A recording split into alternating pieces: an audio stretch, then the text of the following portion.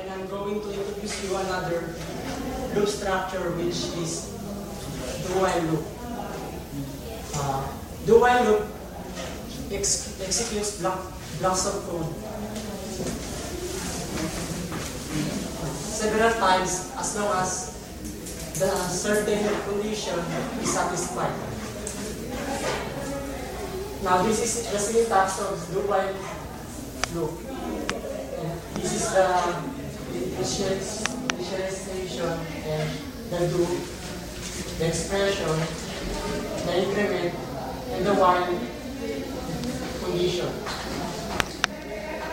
And now this is the result, and I will explain to you. 5 is equals to x.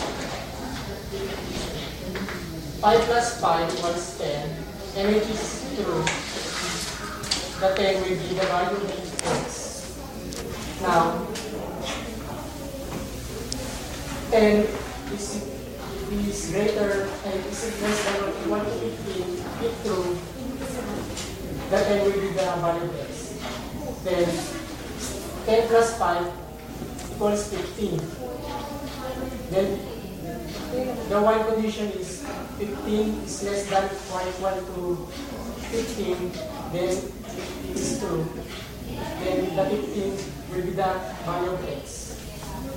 Now, 15 plus 5 equals 20. But 20 is less than or equal to 15, because it is false. Then 20 cannot be the value of x.